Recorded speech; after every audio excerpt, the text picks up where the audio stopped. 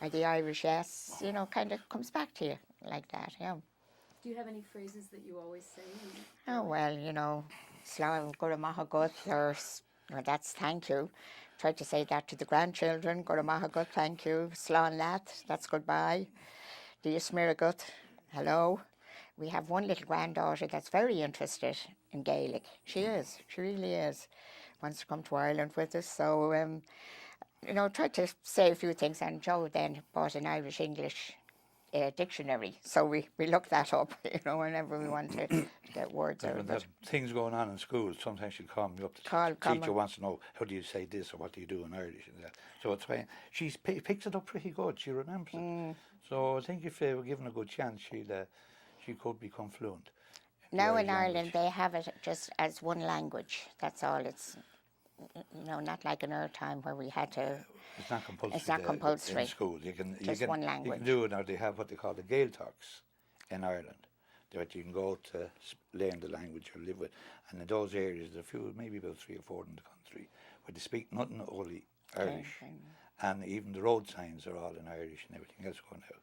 And the same out on the Ireland Islands, that they're mostly Gaelic speaking. And as we're talking, we keep referring to some of the really important historical figures and historical places in Dublin. Do you have family members who could recall, like the 1916 events? And Joe. Oh, sure. My father was involved in that. They were in what they call the fifth column down in Kilkenny, and they were there. And my uncle, his brother, in Turton, was in hunger strike on Spike Island, which is in Cove Harbour. So, and during the time, the Black and Tans, they actually burned their house there. So there was, and then there was a famous man came there here, Judge Comerford. He was in New York. He was what they call on the run. He shot a few pre-soldiers, I think, or something. So he came out here to New York and eventually became a judge in New York. He used to lead the head of the Party's Day Committee and all that in New York for years. So a lot of that, and but in other parts of the family, they were all involved in it at that time. The only one on my side of the family was my mother's youngest brother.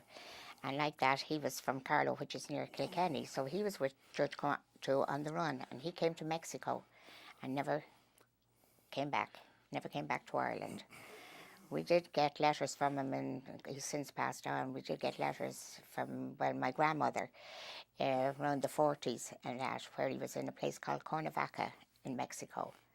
But he had to leave Ireland because he was on the run, like Joe's talking about. You're strung up. Yeah. amazing. Yeah. So that's the only one in my family that my mother's. My father said no, they weren't involved that much. And how about World War II in Dublin? Can you remember? That's that's where we grew up in. Yeah, that's where we grew up through. Yeah.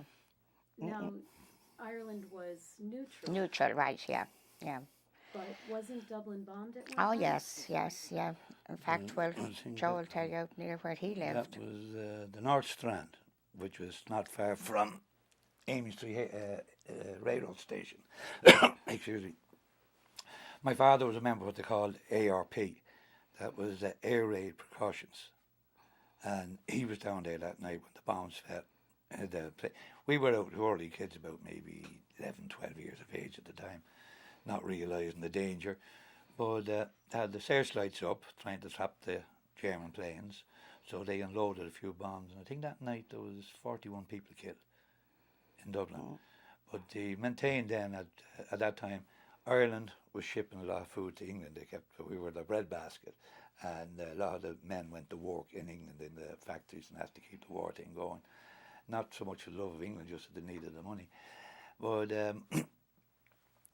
at that time, food was scarce too in Ireland. So the property or land that the city or the government owned, that was broken up and given to people to grow their food on. So it would have it wasn't a lot, but maybe about a quarter of an acre. So every family had one of those, and the seeds and the food was supplied by the government. So you went out in that, and then there was other areas. I don't know, you know about turf, do you? Peat. They get them peat, parts of the bogs up in the Dublin mountains to go up to shovel the cut the turf up there, and then when it was dry, bring it back down and have it for fuel because coal. We were depending on coal from England. It wasn't coming in so much, so that was one way we had to heat in the homes. Getting back to bombing, I lived, well, Kilmainham, South Circular Road, which there was a Jewish synagogue on South Circular Road. So that was bombed one night too. I remember that. I could hear the planes. We could hear the plane. We were all under the bed. Could hear the planes so heavy going over with the bombs. They did drop a bomb, but fortunately nobody was killed that time. The bomb didn't explode that night. It didn't explode. That's right. Yeah, it didn't explode. They were fortunate. They were after the Jewish synagogue up there, and then I think then another part of the country too was bombed. Camp Hyde in Wexford. In Wexford. That was a big bombed. creamery, so they were sending Butler up. See, this train, so this was maintained the Amy Street. The Germans were trying to bomb the station out at the time because we're bringing all the food from the south, won't say it all, but a lot of it, up to the north, to Belfast, and then it was redistributed around England in different ways. So it was really scary. Like as kids, we were only 10, 9, 10 years of age, and to hear the planes going over and not knowing, if you were going to be killed or whatever. But the people, North Strand, they weren't so lucky. It was like an apartment area, wasn't it? One day when we were in school, there was a dogfight overhead. Two English fellas chasing the German fellow, and they were just above the housetops. You could see them one after the other. So we got a half day out of school for that anyway. But the German plane eventually it crashed. Like I say, the sea is all around Dublin. It crashed in an area called Clontarf, and when the tide would go out, the tail end of the plane was sitting up in the air. But they got him, and that was early in the morning, maybe about 10 o'clock. So we did live through it. Everything was rationed, of course. We had ration books. We used to be supplied ration books to go for clothes, for shoes. Of course, all the foodstuffs, butter, tea, all that kind of thing. And then we were supplied with gas masks, too. We all had to go for fittings for gas masks. Yeah. Did you have the blackout at night, too? Oh, yes. Oh, yeah. You had to have the black curtains. Black curtains, your blinds. So there would be no light. No light. And that night, I remember, that's what Joe's called the ARP, going around, pull down your shades in case, they see the light the night of the bombing on the South Circular Road. Yeah, and that was imported. It was very scarce. You get very little of it. Actually, some of tea was ration. You get about an ounce a week or something. That must have been hard. Yeah, when it went black market for a tea drinking country. Well, then some of these do is for tea, or coffee. You ever hear they get the dandelion root, dry it out, roast it, clean it, dry it out, roast it in the oven, and then brew that for coffee. Wow. It didn't taste great, but it was better than nothing, I guess. Have shell cocoa is another thing. We used to have shell cocoa. So we kind of, we did feel the war years. We really did at that time while we weren't all that involved. But we paid the price for it, I think. I did in one way. In one way, yeah.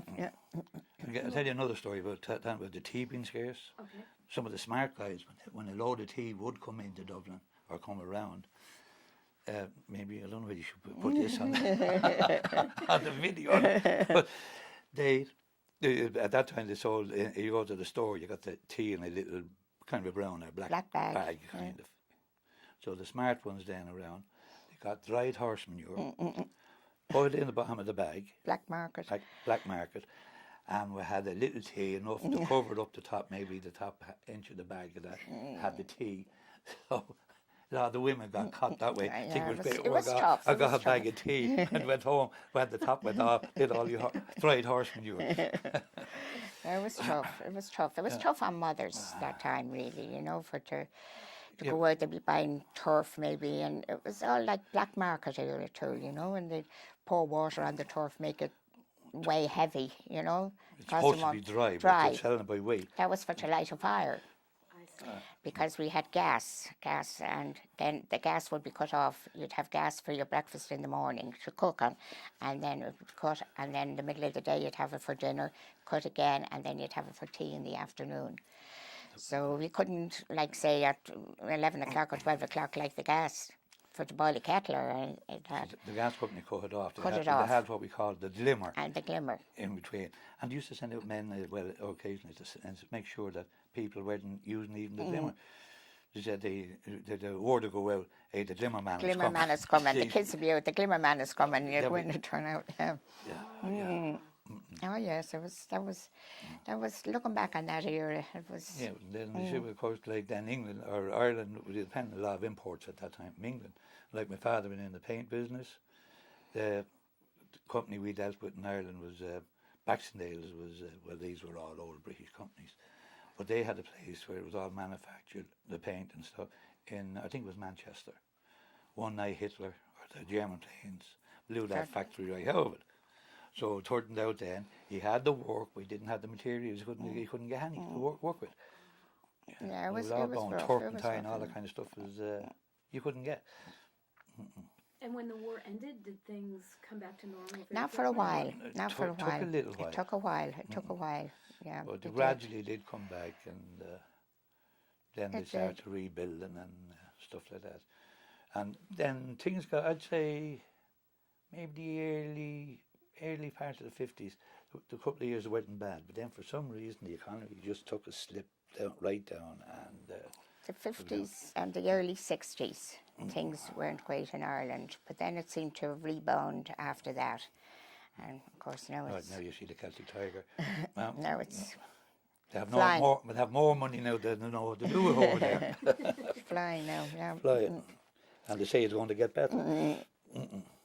And when did you decide to emigrate? Which year? I think it was 50, late 56. Yeah, 56 we decided, yeah. Late 56. It was a tough decision, it really was. I was going to say early 50s weren't bad. We were going together at that time, but money was pretty good. And I remember well of that we went over to England. We went over to her cousin, and there was a little money around, not great at the time. But as soon as we came back from there, different ones you'd work with, they all were gone broke. We couldn't get paid nowhere. So then we decided, heck with this. So I came down in March. So you spent, like I say, you spent half your day looking for money for your rather earning, and fellas quit. You just didn't have it. Were bad times. Now, when you did decide to come, what was the day that you left like? So, Joe, you came first. I came first, leaving Ireland. Yes. Left Ireland 12 o'clock at night. What day was it? The 30th of 30th of March. 30th of March. Night time. My first time ever on an airplane.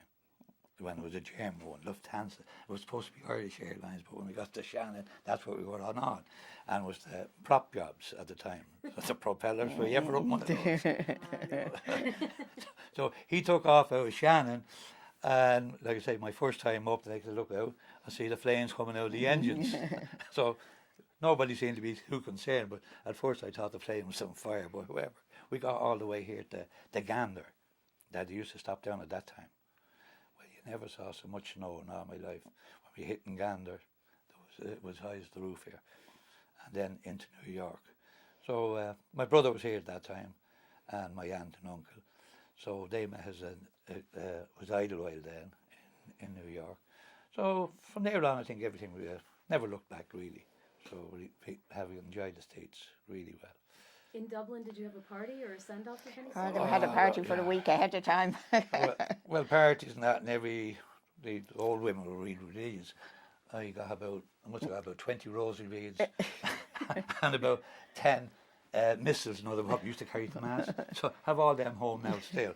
But that's what they gave us out. We won't Parting the way we gifts. wouldn't lose our religion. But however, Keep you safe. yeah. And there were a couple of parties, like with the clubs that we played with, football and hurling, they give parties Send-off. for send-off parties and what have you. Yeah, leaving. And how about Kathleen? Then When I you left, joined? yeah. I left from a place called Kingsbridge Station. Went on the train, myself and two girlfriends. Well, one of them, Peggy Allen, my dearest friend, she was coming out to her boyfriend at that time, now her husband, that was Joe's friend. So we left from Kingsbridge, and we went to Cove, and we stayed in Cove overnight, the three of us. And then the next day we boarded the Maasdam, Holland America, not the Maasdam today, no, this was the old Maasdam. And we sailed from Cove. And first stop was in Halifax. We spent a day there, and then on into Hoboken. That's where we came, into Hoboken. And of course Joe and his brother and what have you and all that, they were all there to meet me at that time. That was the first time I had met his brother or his aunt or his uncle. So it was kind of traumatic, you know. It really was leaving home. Yeah, it was. And how long were you aboard ship? 7 days. 7 7 days. days, and it was a rough 7 days. It was July. The Atlantic can be rough 7 days. Wow. And Joe, how long did it take you to fly? At that time, I guess we got into New York about 9 o'clock the following morning. We put down in Ganders. We spent around there. I'd say we were best part of 10 or 12 hours maybe coming. So it was I'm a not long sure. Yeah, flight. it was a long flight. Yeah. And do you remember what it cost for your tickets? God, I think. Offhand, it wasn't that much. I think it was something like around £50 at the time. Now, Way. I'm not too sure, but it wasn't that much really. I think mine. Looking back. I think mine could have been about 200 or 300 pounds. I think. The boat. Yeah. Yeah, I don't know. Yeah. We were 7 days. Oh, Maybe a yeah. little. Yeah, 7 days. And it was good. It really was. You know, food and what have you and all that. It was. Yeah. I enjoyed it coming over. You didn't tell you were seasick all the way over. No. One day I was just seasick. Yeah, after leaving home. Set. You guys look terrific. Yeah. Yeah. The questionnaire is here now, eh? Hillary takes rolling, eh? Did you add to them? Get Hillary, new you ones? can get to him more than me No, today. well, we'll see what comes up. You know, I think I forgot to ask you both before, which parish are you from in Dublin? Parishes. Parishes. I'm from a parish called St. James's. St. James. That would be James's Street. And you're And I was St. Vincent de Paul, Marino.